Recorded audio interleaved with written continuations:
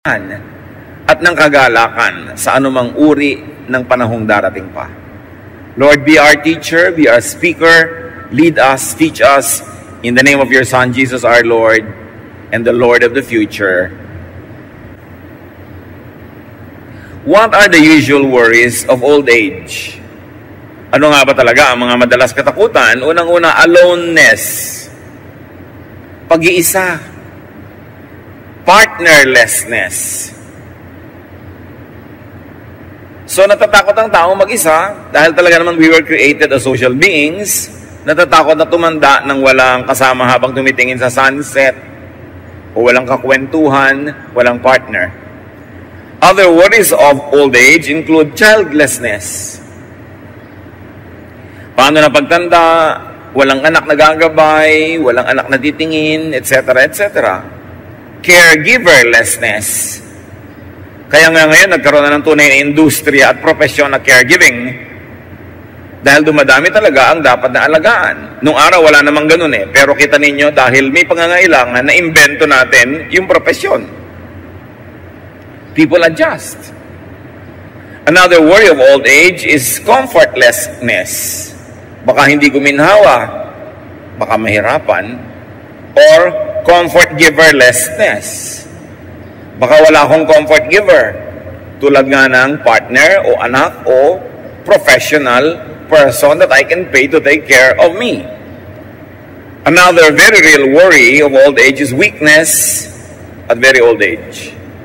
Baka humina na ako, baka hindi ako makapaglakad mag-isa, baka lumabo ang aking paningin, baka hindi ko makayang alagaan ang sarili ko.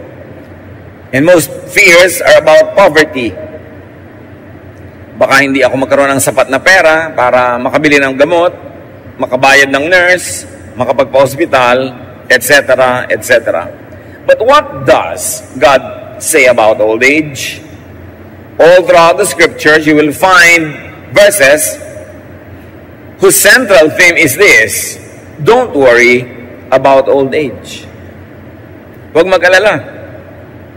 Napakaraming turo, diretsahan man o hindi, oblique man o diretso, pero yun pa rin ang makukuha nating katuruan.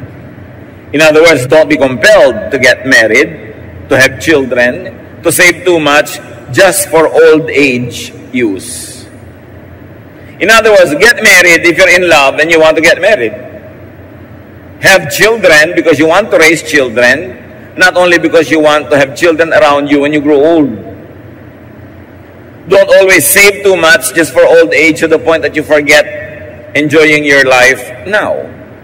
Now, why not be compelled to do all this?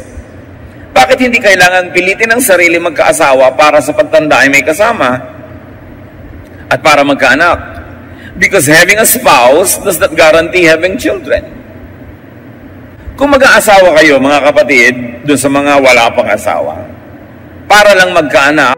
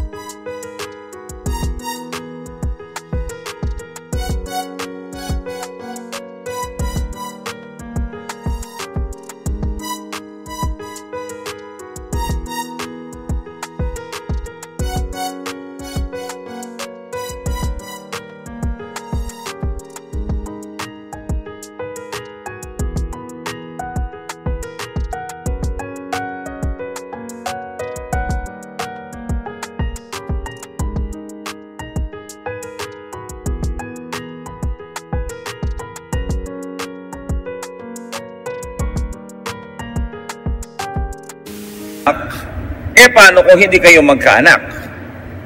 Anong gagawin nyo? Maghihiwalay kayo? Tatalikuran nyo inyong asawa para magkaanak kayo sa iba?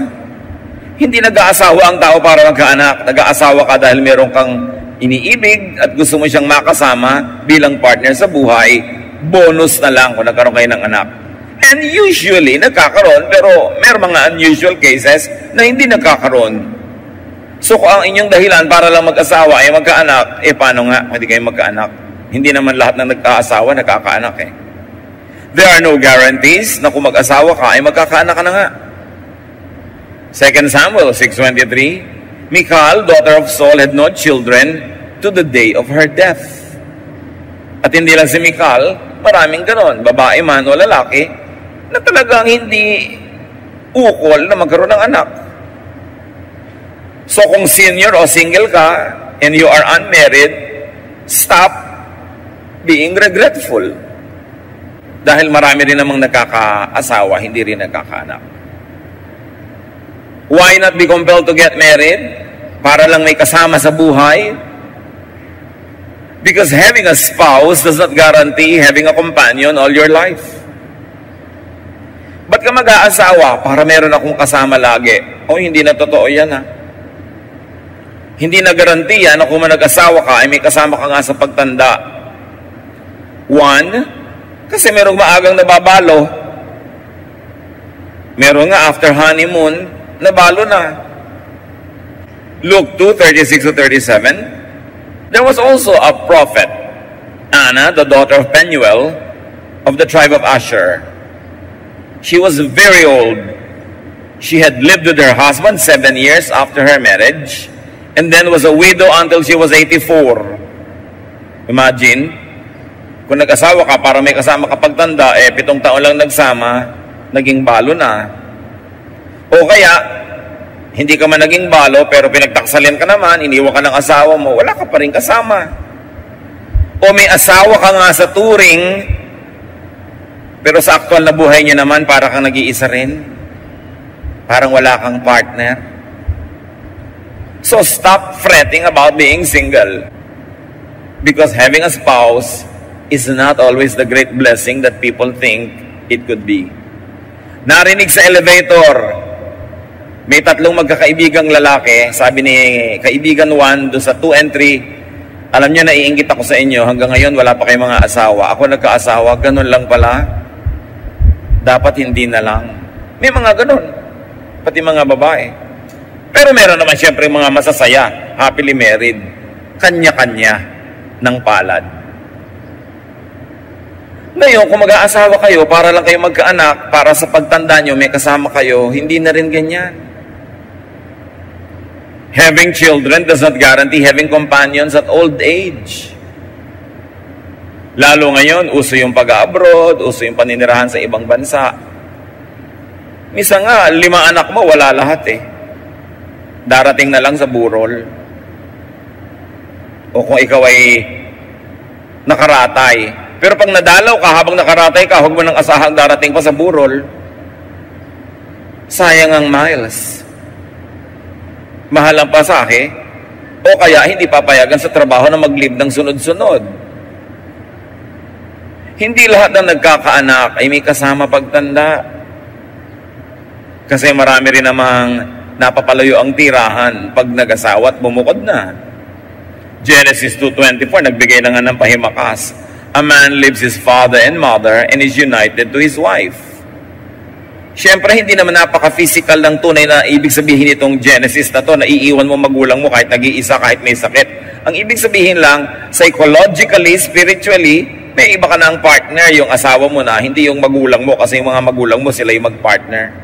Pero nangyayari rin physically na talaga yung mga anak natin, umaalis. May gustong habulin na pangarap. Mayroong gustong gawin sa buhay. O kaya may anak ka nga, nung nag-asawa, naagaw na ng manugang, hindi mo na nabalitaan pa ang anak mo. O kaya very sadly, may anak ka nga, gusto mo magkaanak para may kasama ka pagtanda, pero nauna pa sa iyong sumakabilang buhay. Ikaw pa ang naglibing ng anak. O kaya, may anak ka nga, at buhay na buhay, pero hindi mo maapuhap, hindi mo maasahan, para ka ring walang anak. Isa pa, huwag kayong magpipilitang magkaanak para lang magkaroon ng tagapag-alaga. Because having children does not guarantee having comforters or comfort givers. Hindi ko man nagkakaanak, gumiginhawa. Minsan nga hanggang pagtanda, yung magulang pa ang nagtataguyod sa anak. May mga anak na alagain. Minsan kasi yung kalusugan nila. Sila ay special children, pinanganak. Aalagaan mo hanggang kamatayan mo na ang pag-aalaga dahil meron silang kalagayang espesyal, kakaiba. O may mga anak naman na ang tanda-tanda na, sa'yo pa nakasandal, sa'yo pa nakaasa, problema pa rin. Ang tanda-tanda mo na, dumadalaw ka pa sa bilibid kasi nakulong pa doon dahil kung ano-ano pa yung ginawa. Hindi ko man nagkakaanakan tao, ibig sabihin giginhawa siya. So huwag nag-aasawa, huwag magkakaroon ng anak dahil lang paghahanda mo sa pagtanda. Paano kung nabigo ka? Dapat nag-aasawa ka dahil gusto mong mahalin ang isang tao all your life. Nagkakaroon ka ng anak dahil gusto mong mag-aruga at pagka naarugaan mo ay pawalan mo para yung buhay niya ay maipambuhay niya. Hindi itatali mo sa tabi mo para ka lang niya laging intindihin. Deuteronomy 21:18-20. If someone has a stubborn and rebellious son who does not obey his father and mother and will not listen to them when they discipline him, his father and mother shall take hold of him and bring him to the elders at the gate of his town. They shall say to the elders, "This son of ours is stubborn and rebellious. He will not obey us. He is a glutton and a drunkard." So isa lang na mga biblical examples na maraming mga anak hindi pabagaan kundi pabigat sa magulang. Mag-aanak ka dahil handa kang mapabigatan din. Hindi yung maiinis ka pag yun ang nangyari dahil ang inaasahan mo lang naman pala. Kaya ka nagkaroon ng anak para ka guminhawa. Paano nga kung baligtad ang mag-anak? Having a spouse and children does not guarantee enjoyment of security and happiness. Kaya lagi kong idinidiin sa mga gusto mag-asawa. Bakit mo gusto mag-asawa? Para po ako mabuo. Aba, paano kung bawasan ka pa lalo niya mapapangasawa mo? At hindi ka nabuo, nabawasan pa. Nag-aasawa ka dahil gusto mong magbigay, hindi para gusto mong tumanggap o mabuo. Para kung nagbigay ka, nang nagbigay, hindi ka ma-disappoint, handa ka. At ngayon, kung nabaligtad na ikaw pa yung binibigyan, edi bonus yun, nagpasalamat ka. Pero huwag yun ang asahan mo lagi. Minsan, sila pang pinagbubuhatan ng hirap at kapahamakan. May maririnig ka pang isang napakamiserabling ginang na sinasabi sa high school friend niya na tumandang dalaga, "Alam mo, mabuti ka pa kaysa sa akin." Siguro, malungkot ka madalas, pero hindi ka naman miserable.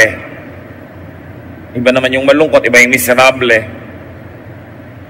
Sa pagkakaroon ng mga tagapagmana, anong sabi ni Solomon? Ecclesiastes 2:18-19, "I hated all the things I had toiled for under the sun, because I must leave them to the one who comes after me. And who knows whether that person will be wise or foolish. Yet they will have control over all the fruit of my toil into which I have poured my effort and skill under the sun. This too is meaningless." Maraming anak tong si Solomon. Pero sabi niya, alam nyo, ito yung naiisip ko kung gaano ako naghirap magpundar. Nagdaramdam ako na isipin kung anong pagwawaldas ang pwedeng gawin ng mga anak kong pamamanahan ko. Meron nga tayong kilala, sikat na tao, nagpalaki ng mga anak sa magandang paraan. Nung matanda na siya, medyo naghirap. Hindi naman todo, mahirap-hirap lang. Pero may bisyo pa yung isang anak. Naghihirap yung ama, nakahiga, nakaratay, may oxygen. Alam niyo yung ginagawa ng anak? Tinatanggal yung oxygen at ibinebenta sa iba. Dahil nagda-drugs. Pagka buhay na buhay ka, hindi ka lang makagalaw, binubunot yung oxygen mo. Di ba? Mabuti pa sana, hindi ka nalang nagkaanak. Baka yun ang isipin mo. So, hindi lahat ng mga pag-aasawa at pagkakaroon ng anak ay katuparan ng ating mga fantasy sa buhay. Ngayon, marami naman, laging natatakot tumanda. Halos ayaw nang gumastos, ipon ng ipon, pambili ng mga kung ano-anong gamot na ini-imagine niyang kakailanganin niya pagtanda. But no one is guaranteed to live up to old age. Minsan may kausap ka, anong kinakatakot mo pagtanda? Nakakatiyak ka ba na mabubuhay ka pa next month? Matakot na takot ka sa isang bagay na hindi ka naman tiyak kung makakarating ka nga doon. Wala rin namang guarantee na tatanda lahat ng tao. Kaya mga iba, natatakot ako, baka magkasakit ako ng kung ano na pagtanda ko. Eh kung tatanda ka, yun mo ang problemahin mo kung aabot ka ron. Kasi merong mga maagang sumasakabilang buhay. Ecclesiastes 7:16-17, do not be over righteous, neither be over wise. Why destroy yourself?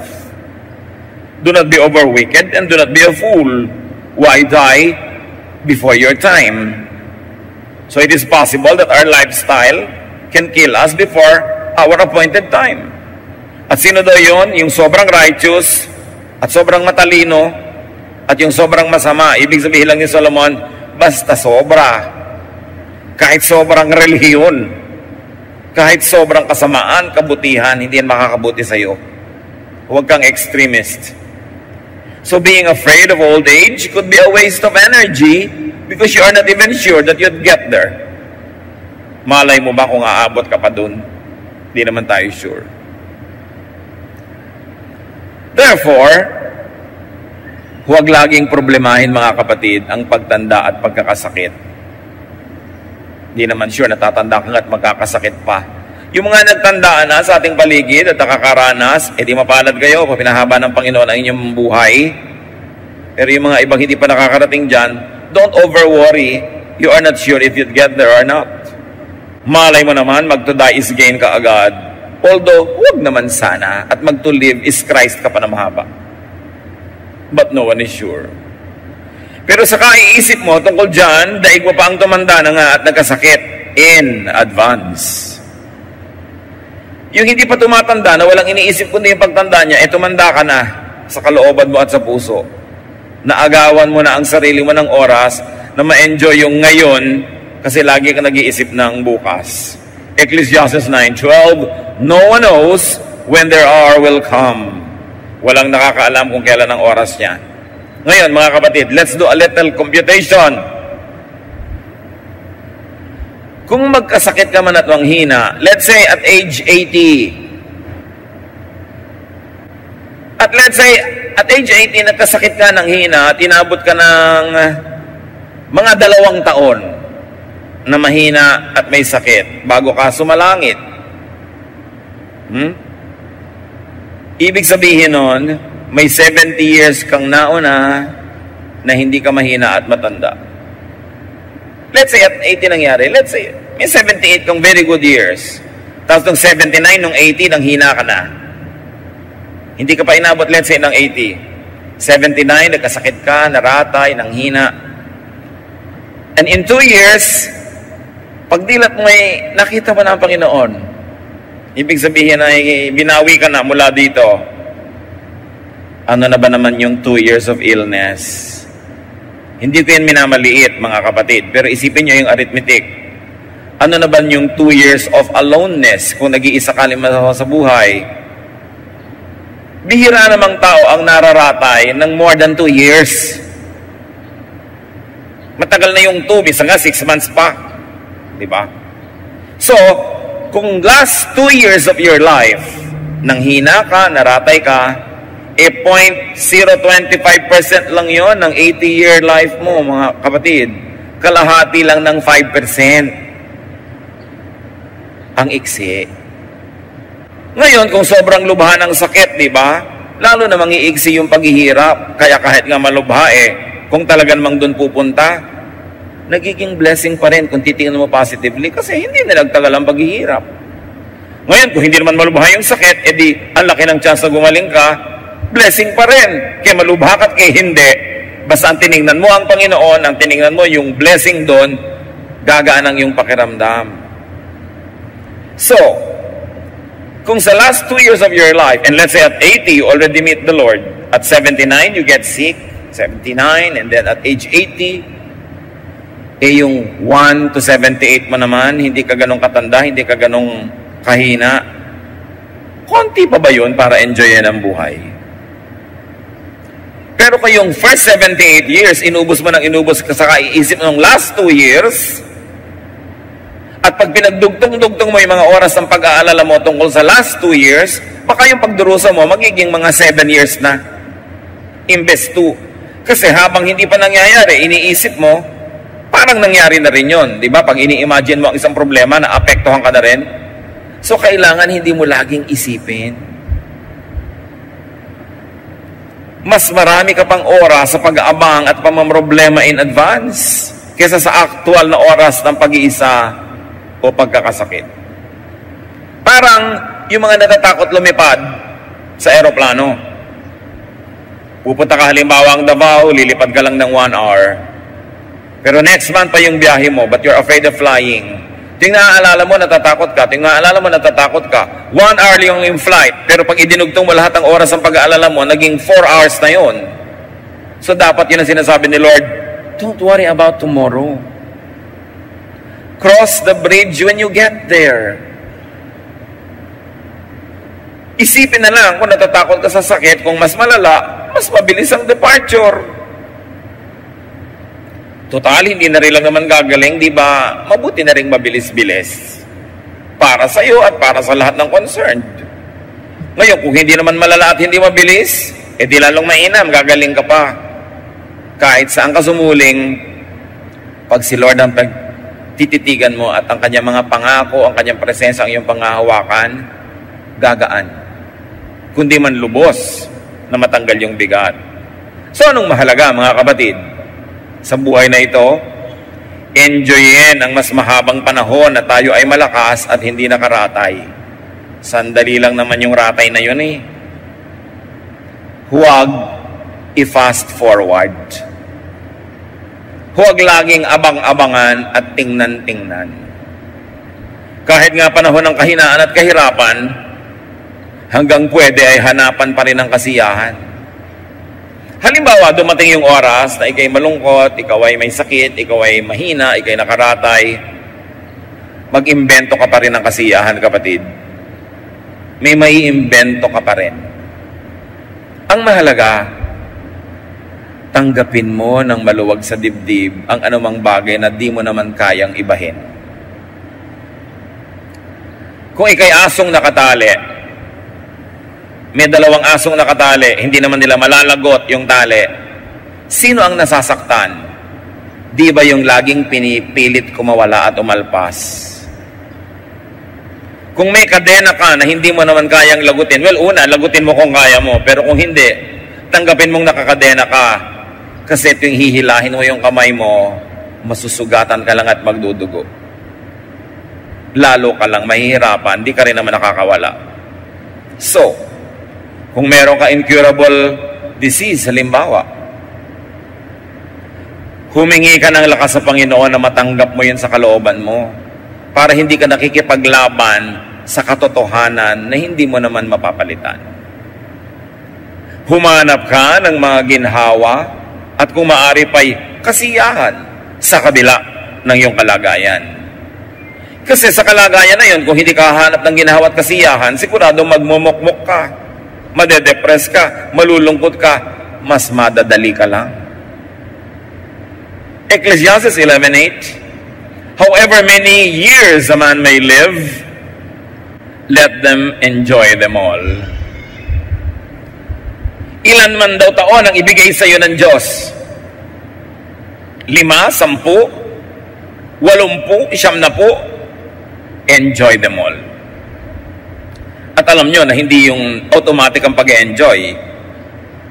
Iginigiit mo yan.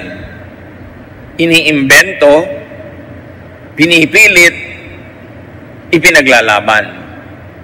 So anong enjoyment ng isang taong hindi makabangon at nakaratay? Imbento ka. Ang dami mo ngayong oras manalangin. Baka lahat ng hindi mo na ipanalangin nung busy ka, ngayon maipanalangin mo na. Kung ikaw naman ay nakakarinig, pwede ka makarinig pa ng mga musika, makinig ka ng mga e-books. Kung nakakakita ka nakakarinig, pwede ka pang manood ng kung ano-anong bagay na ma-enjoy mo sa buhay. Meron ka ring ministry kahit na-paralyzed ka pa because ang mind mo naman hindi paralyzed. You can think, you can pray. Some people can write, some people can paint. May kilala pa nga tayong babaeng ipinanganak na ang mga kamay niya, hindi niya magamit talaga dahil may defekto. Aba, nagpe-painting pa siya ngayon. Paa ang ginagamit. At daig pa yung may mga kamay magpinta. Umimbento ng saya, gumawa ng paraan.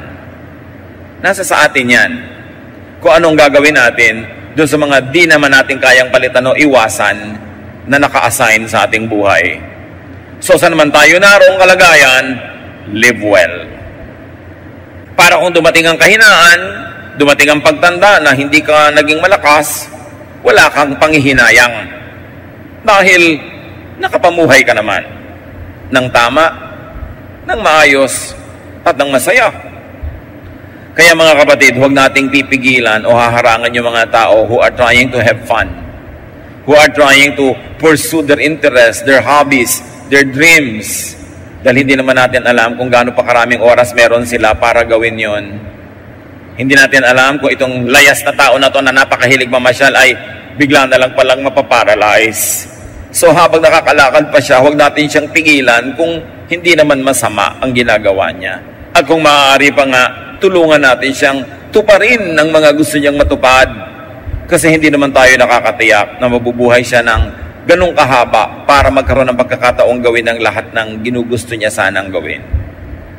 Kung gaano natin gusto na tayo ay makalaya at gawin ang mga gusto natin, ibigay din natin yung laya na yun sa ating kapwa. Lalo at meron tayong otoridad o impluwensya sa tao na yun. Gamitin natin yung otoridad natin para tulungan siyang palayain, hindi para siya ikulong. Napakahalagang hindi tayo nang kukulong ng kapwa. Na nandyan sila sa ating tabi dahil kusa nilang gusto, hindi dahil itinali natin sila dyan. They have only one life to live this side of eternity, and all of us must have the greatest chances at living our dreams. So maximize happiness and enjoyment. Gusto niyo maging handa sa anumang mga panahon na maaaring hindi na tayo pwede magsaya o hindi natin kaya magsaya? Ang paghahanda dyan, habang kaya nyo, magsaya na kayo. Parang bangko kasi ang ating puso. Magdeposito kayo ng maraming kaligayahan. Magdeposito kayo ng maraming kasiyahan. Para kung dumating ang panahon ng taghirap sa kaligayahan at saya, meron kayong pag-withdrawhan. Meron kayong mga alaala, mga gunita na magpapalakas ang inyong loob, magpapasaya. At pwede nyo pang sabihin, di bali nang hindi na ako sumaya the rest of my life kasi na-advance ko na naman lahat. At sapat na yon. Para ngayon ay unti-unti kong papakin yung mga nai-deposit ko na kaligayahan sa buhay. Kaya pag may mga tao nagde-deposit din sa kanilang sariling puso ng kaligayahan, huwag hadlangan kung hindi naman masama ang ginagawa nila. Maximize enjoyment, minimize pain. Huwag tayong umimbento ng lungkot. Huwag tayong magpahaba ng lungkot at drama. Huwag tayong maghinanakit, magalit. Huwag nating lagyan yung puso natin ng napakarami mga pait, hapdi at sakit. Kasi kahit hindi nyo sadyaing gawin yon, meron at merong darating sa buhay nyo na ganon. So kung meron at meron na darating na mga sakit at hirap, kahit ayaw mo, bakit naman tutulungan mo pa yun at dadagdagan mo pati ikaw pa mismo ang maglalagay sa buhay mo ng mga pahirap? Yung mga nagtatanim ng sama ng loob, pwede niya naman patawarin na yan para matigil na eh. Maiba na yung nararamdaman nyo, naiisip ninyo. Yung mga magulang na nagtatakwil ng anak, pagka di naman naghihingalo kayo, papatawag nyo rin yan eh. Magpapatawaran din kayo, di agahan nyo na para makapag-enjoy pa kayo magkasama. Yung mga gustong mag-enjoy, hayaan nyo na ngayon. Hindi kung kailan na sila na-paralyze, kung kailan na lugmok at saka nyo pa panghihinayangan ng mga nawala mga chances. You don't know what the future holds. So whenever you have the opportunity to make yourself happy, to make other people happy, do so. Because life has many dark days ahead, whether you like it or not. So why invent darkness when actually today is bright? Bakit merong party, magagalit ka doon sa isang tao sa walang kakwenta-kwentang bagay, nasira na yung mood mo buong party. Merong family reunion, pinaghandaan nyo lahat. Gumastos kayo, tapos magagalit ka sa isang pinsan mo o kapatid, nanimangot ka na maghapon. Bakit mo dadagdagan ang mga pabigat sa buhay mo, samantalang marami namang kusang darating sa'yo kahit ayaw mo? You've got to minimize pain in your life and to minimize pain in your loved one's life. Pag hindi mo minamahal, halimbawa yung biyanan mo, alam mo ba na sinasaktan mo yung sarili mong asawa na anak ng biyanan mo? Bakit mo naman patuloy na sasaktan ng isang taong mahal mo at nagmamahal sa'yo? So sabi mo,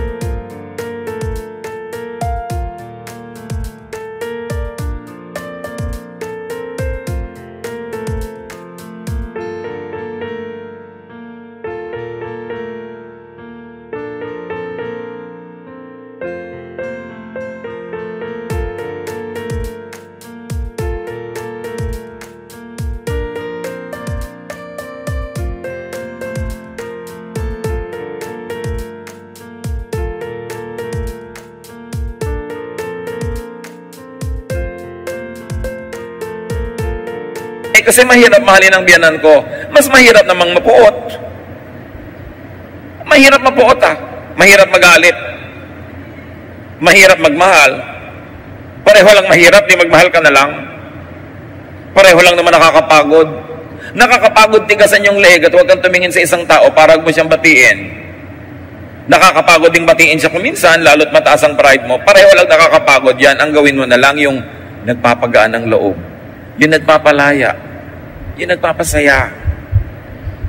Kasi hindi mo alam kung kailan ang sunod-sunod at walang katapusang dating ng mga dagok ng buhay. So habang hindi ka dinadagukan ng buhay, huwag mong dagukan ang sarili mo.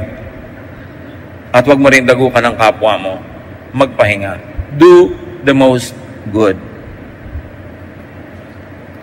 Kung gusto talaga nating paghandaan ng pagtanda, ang mga hirap ng buhay, you maximize enjoyment, you minimize pain, and do the most good.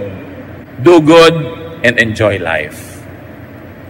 Kaya mga matatanda, huwag naman nating tanggalan ng kabataan yung mga bata. Batang maliliit, ayaw mong maglaro, ayaw mong kumilos. Bata nga yan Sandali lang naman siya magiging bata at matagal siyang magiging matanda. So, do not rob children of their childhood. Do not rob young people of their youth. Siyempre, mga maingay magtawanan, mga magagaslaw ko minsan. Ano mo gusto mo kumilos na parang 60 anyos? Darating din naman siya doon kung hahaba buhay niya. Doon na siya kikilos at 60 anyos. Ngayon, 16 siya, 17, payagan nyo basta hindi masama. Huwag laging pigilan. Minsan ka lang maging bata.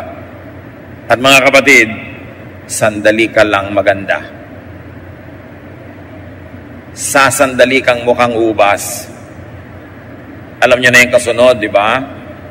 And then all your life, mukha ka ng tiyampoy. So habang mukhang ubas ka, pag-enjoyin mo yung sarili mo. Kasi mawawala at mawawala yan. Kaya nga yung mga dating ubas na nagiging tiyampoy, tapos gagawa ng paraan para magmukhang bata, nagmumukha namang manikin. Kaya habang bata ka, enjoy life. Basta huwag masama. Dumating mo ng katandaan at kahinaan, super panalo ka pa rin sa bottom line. Why? Kasi mas mahaba ang panahong bata ka at malakas. Sandali ka lang mahina kasi pag sobrang hina ka na, di ba, malapit ka ng sumalangit. Sandali lang yun. Mas matagal yung marami kang pwedeng gawin. Ecclesiastes 2:24, anong sabi ng pinakamatalinong tao na binigyan ng Diyos ng runong? A person can do nothing better than to eat and drink and find satisfaction in their own toil. Naka-emphasize yung own toil, Mag-enjoy ka, magsaya ka sa bunga ng sarili mong pinaghirapan. Hindi sa pinaghirapan ng iba. Pero pag pinaghirapan mo, enjoyin mo. Meron tayong mga kilala. Ang dilim-dilim ng bahay sa pagtitipid sa kuryente. Bumili pa daw ng mga bombilya. Ayaw naman mabuksan. Tapos nung mamatay-matay, ang dami palang kayamanang pinag-agaw-agawan ng mga nagmana. Pero siya ang dilim ng buhay niya. At sa Amerika, merong mga matatanda na ang lamig-lamig ng bahay kahit winter, nagtitipid sa heater, may ibabayad naman. Bakit? Dito sa atin, personally, meron ako mga kilalang talaga namang ang pagtitipid. Mula pa nung matutong magsalita, ang sinasabi agad, oy, magtipid. Magtipid. Magtipid. Hindi na guminhawa hanggang mamatay. O ano ngayon? Ano nangyari sa katitipid? Basta live to the fullest habang may chance. Enjoy lang pag may time. Di ba? Ecclesiastes 9:7, go, eat your food with gladness, and drink your wine with a joyful heart, for God has already approved what you do. Pag pinaunlad ka na ng Panginoon, bihayaan niyang magkaroon ka ng mga kabuhayan, ibig sabihin, gusto ka na niya mag-enjoy. Huwag puro pag-iimpok. Siyempre mag-iimpok ka proportionately. Paghahanda mo rin yon. Pero huwag sobra. Malay mo naman, hindi ka na tumanda para magastos yung inimpok mo. Pag nanghina ka sa old age, di humiga. Problema ba yon? May likod ka naman. Pag sinundo ka na ng mga anghel, di sumama. Ibang enjoyment naman yon. Huwag mong kalabanin yung kamatayan kasi lahat naman namatay. Si Jesus nga namatay, ikaw pa ba? Ang mga pharaoh sa Egypt, namatay. Ang mga emperor sa Roma, namatay. Wala namang nabuhay forever. Merong eternal life sa kabila. Pero para ka makarating doon, tatawid ka. Huwag ka laging matakot mamatay. Ang atupagin mo, mag-enjoy ka sa buhay. Pag-enjoyin mo yung iba, do the maximum good to others, serve God. At pagka tinawag ka na ng Diyos, sabihin mo, present. Philippians 1:21, to live is Christ, and to die is gain. Akala ng iba, yung to live is Christ na yan, ibig sabihin puro relihiyon, puro pagtitiis, puro paghihirap. Balikan ninyo kung anong naging buhay ni Jesus nung siya nasa lupa. Well, gumagawa talaga siya ng mabuti. Nagpapakain siya sa mga gutom, nagpapagaling sa mga sakit, nagtuturo ng tama, pero lagi din siya nasa party. Ang tawag nga sa kanya ng mga kritik niya, drunkard and a glutton, a friend of sinners. Kasi marunong siya mag-enjoy. Ang first miracle nga niya, to make wine, di ba? So ano ibig sabihin ng to live is Christ? Minimize pain, maximize enjoyment, do the maximum good. Yun ang to live is Christ. Hindi lang puro pagtitiis, pagtutuligsa sa kapwa, paghahampas sa sarili, hindi yun. At pag ginawa mo yung to live is Christ, magkakaroon ka ng to die is gain. Pero pag hindi ka nag to live is Christ, hindi gain yung to die, ha? But you live as Jesus did. Nagmahal ng kapwa, pero pinakain din ang sarili. May mga alagad siya, naglilingkod sa mga tao, pero pag napapagod na yung mga alagad, sabi niya, iwan na muna natin mga tao, magpahinga tayo sa isang tahimik na lugar at kumain tayo doon. Marunong ding maglagay ng ginhawa sa sarili. Yun ang tinuro sa atin ni Jesus. So huwag makipaglaban sa kalikasan at sa kapalaran. Do not contend with life's realities like getting old and dying. It is part of real life. Adjust. Huwag labanan ng kadena para di ka masugatan. Harmonize with life.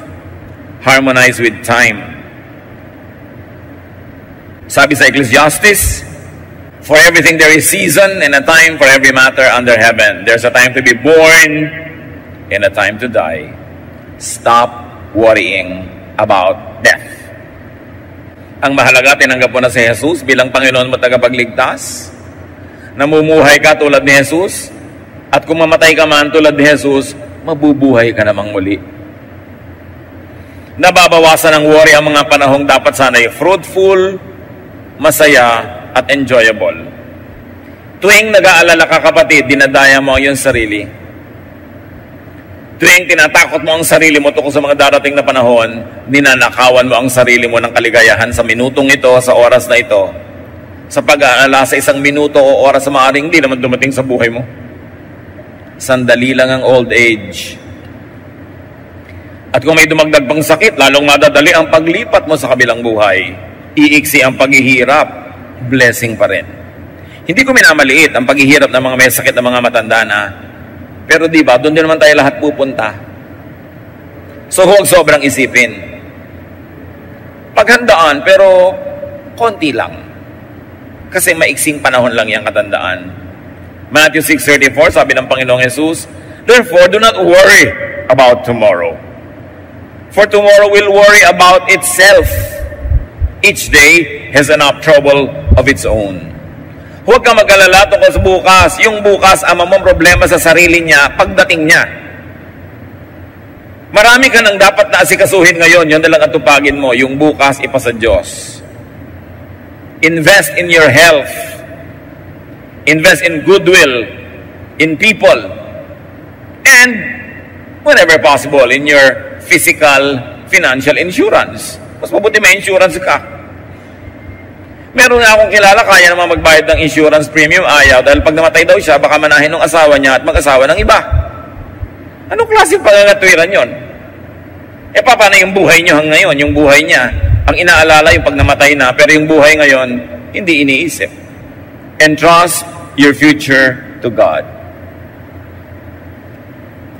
At manalangin, tulad ng sa Psalm 71:9, do not cast me away when I am old. Do not forsake me when my strength is gone.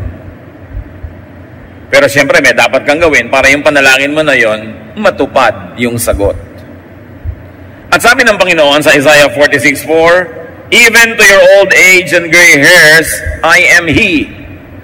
I am He who will sustain you. I have made you and I will carry you. I will sustain you and I will rescue you. Sinong kausap dito ng Diyos? Originally, ang kanyang mga hirang. Pero hirang din naman tayo ng Panginoon because in Jesus we are all children of God. So ang ganito mga pangako ay maaari nating angkinin. Ngayon, mabalik tayo sa usapan ng pag-aasawa. Of course, get married and have children, but if and only if you are up to it. Alam niyo sa mga mathematics, yung mga if na yan, mahalaga lalo kung double F, if and only if you are up to it. Mag-asawa ka only if you're cut out for it, if you're suited to it, if you are destined for it, kung bagay sa'yo. Hindi lahat ng tao bagay mag-asawa. 1 Corinthians 7:36, if anyone feels he ought to marry, he should do as he wants. But actually, Paul continues to say, but you know, I really prefer that you didn't. Pero sabi niya, pero kung talagang yun ang gusto mo, gawin mo. May mga naman hindi designed for marriage. Tulad ng binabanggit ng Panginoon ng mga eunuch for life sa Matthew 19:12. Jesus speaks, for there are eunuchs who were born that way, and there are eunuchs who have been made eunuchs by others. And there are those who choose to live like eunuchs for the sake of the kingdom of heaven. Ano ba yung mga eunuch nung araw? Mga lalaking bata pa lang ay kinakapon, their testicles are removed, so they don't develop sexually because they are not destined to get married. Usually, male servants of queens, of princesses, of female royalty are eunuchs. Kailangan nila mga eunuch para malakas sa kakapaglingkod sa palasyo, pero hindi banta sa mga kababaihan na nandun sa palasyo. Kaya kailangan silang gawing eunuch, kinakapon. But then, the meaning of eunuch is not only physically that which is sexually undeveloped and cannot copulate with women, because it extends the meaning that there are people who are not made that way. Kaya sabi ni Lord, for there are eunuchs who were born that way. Ipinanganak na silang ganyan na talaga sila, hindi sila nakadestino na mag-asawa. May mga eunuch naman na sabi na naging eunuch lang dahil sa mga nangyari sa kanilang buhay o sa kanilang kaganapan o sa kanilang kapaligiran. At meron naman pinipili nila dahil gusto nilang mag-concentrate sa paglilingkod sa kingdom of heaven.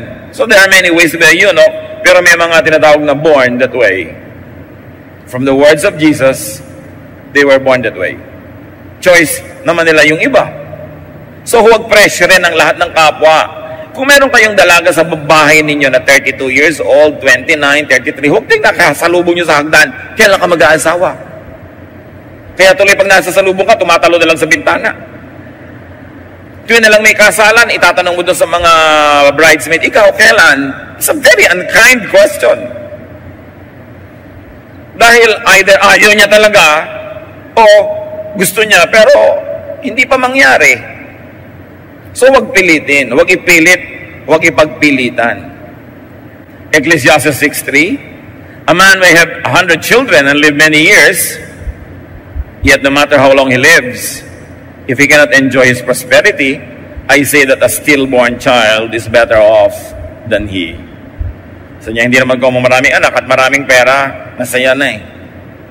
So, kanya-kanya. Isang magandang paghahanda sa pagtanda, mga kapatid, na doable naman, well, you can make and keep friends. It's the next best thing, or sometimes a better thing than having your own family. Especially if you cannot have your own family, surround yourself with friends. Invest in friendship.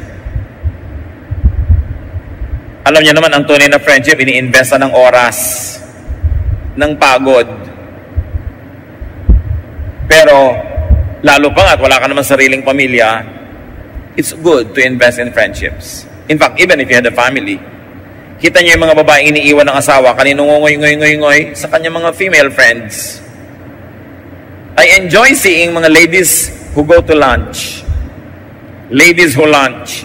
Mga middle-aged o mga matronic ladies who meet once a week to have lunch, exchange gossip, make kwento, and make fun. Kung kaya nyo naman, gawin nyo yun. Kahit man maliit ang budget nyo, pwede naman kayo mag-lunch sa mga kung ano-ano lang. Pero maganda yung may mga kaibigan na minemaintain kahit pa may anak ka at asawa. Kung minsan, lugi din yung ikinulong mo na lang ang buhay mo sa iyong asawa at mga anak. Tapos biglang hindi naman sila laging loyal to you or nice to you. Lugi ka ngayon. Kailangan may friends ka pa rin. Ecclesiastes 4:9-12. Two are better than one, because they have a good return for their labor. If either of them falls down, one can help the other up. But pity anyone who falls and has no one to help them up. Also, if two lie down together, they will keep warm. But how can one keep? Pag lagi mong ipinagyabang yung asawa mo sa kumari mo, biglang naagaw na ng kumari mo ang asawa mo. Kailangan, hindi na kayo nagpapa-impress. Boring na yung matagal na kayong magkakilala, tapos wala pa kayong ginawa kundi magpa-impress sa isa't isa. Relax. Admit, accept your imperfection, and accept and admit also that others are imperfect. Nakakapagod magpa-impress. Dapat kung nagpapa-impress ka sa tao, sa job interview lang yan, o sa first few days of your acquaintance, and then tanggalin mo na yung mga maskara at magpakatotoo ka na. Kung ayaw niya sa'yo, magkaalaman na kayo habang maaga para huwag kayo magsayang ng oras. Maghihiwalay din lang naman kayo pag nagkakilala kayo ng totoo. So magpakilala ka na agad ng totoo. Kung ayaw niya sa'yo, well, sorry, you both lose. Genesis 2:18, the Lord God said, "It is not good for a man to be alone. I will make a helper suitable for him." So, you don't make people alone, especially if you have a responsibility. Be a partner to your spouse. Kung nagpakasal ka, nagpakasal din sa iyong pinakasalan mo, kapatid, huwag mo siyang biguin. Kailangan may partner siya in your person. Do not neglect your wife or your husband. Kasi nagpakasalan kayo pareho para maging partner ng isa't isa. When you are not beside your spouse, you are probably in the wrong place. And then what will make it worse is that your spouse might have to find someone else to stand in your vacant spot. And then another wrong person will be in another wrong place.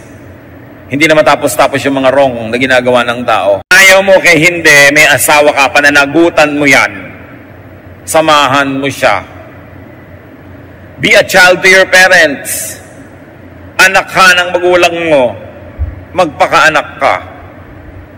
Alam mo dapat kung kailan ka nandun, lalo't kung ang magulang mo hindi demanding, may laya ka naman, gamitin mo yung laya mo para maging loving and supportive of your parents. Be a helper to those who are alone, especially who are old or sick. and weak. Sabi ni Lord, it is not good for man to be alone. Hindi lang yan in the context of marriage. If you are a child of God and you see people who are alone, you provide them with company. That's part of your Christian love. You invite them into your home. You visit them when they are sick. You help them in their need, because it is not good for man to be alone. Kung hindi ka nangangailangan ng damay, ibig sabihin you are sufficient, ikaw naman ang dumamay sa iba.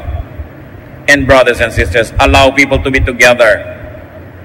May mga magulang naman, sila pa ang hadlang sa married life ng kanilang mga anak. Pinagkaaway yung anak at yung manugang.